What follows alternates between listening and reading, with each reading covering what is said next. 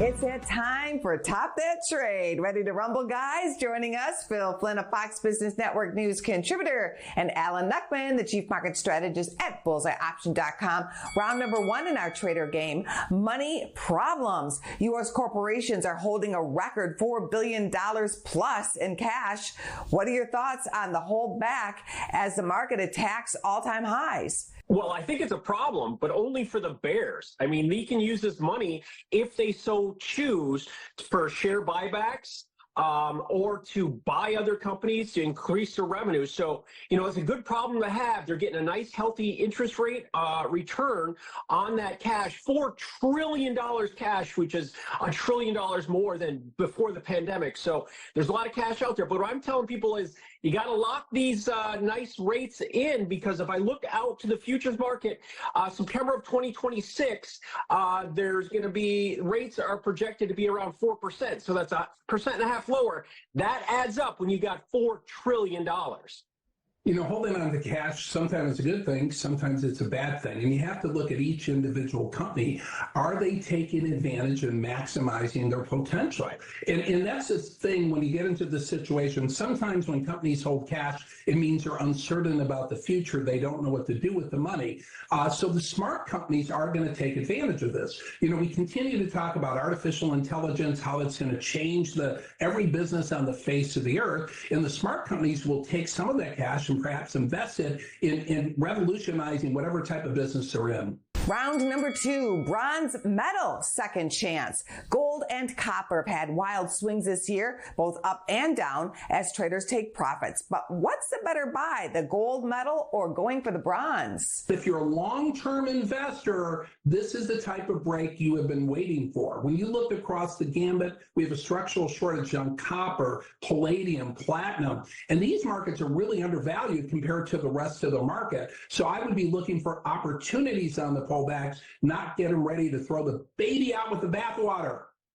We are at some super support levels in silver, copper, and gold. Gold here at the 2,300 has been a base for the past 2 months. And if you look at silver, 29 is that same base. With copper, 450, the midpoint pivot of the action for the last year from 375 to 525.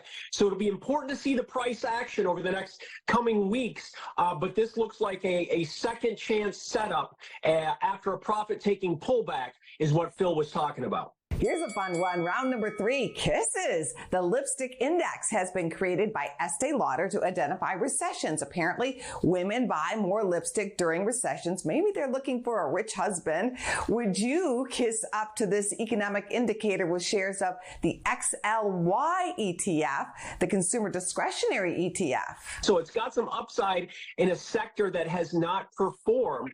But looking at the Estee Lauder stock, Estee Lauder stock has been straight down. It's 70% off its 2022 top.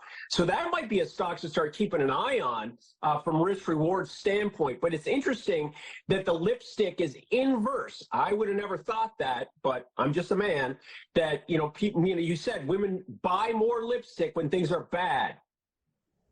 Kind of interesting because, I think this index, I agree with the Estee Lauder is probably a buy at this point because, consumer prices are starting to level off. People will feel like they have more money. But I think it's interesting because I think this index is very good to look at, except in an election year, because in an election year, politicians put a lot of lipstick on pigs. So it gets out of kilter. I knew that was coming. I can see that one coming.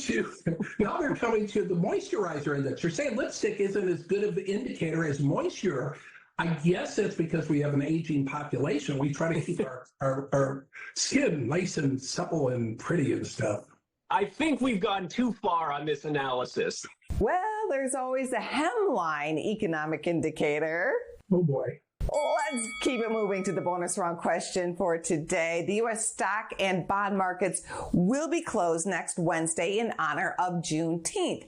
Can you name the first state to end slavery? Was it Michigan, Pennsylvania, or Ohio? I should know that. I'm going to say Pennsylvania. Ohio. Pennsylvania. You knew it after all, Alan. It's Pennsylvania. Thanks, guys. Business First AM. We'll be right back.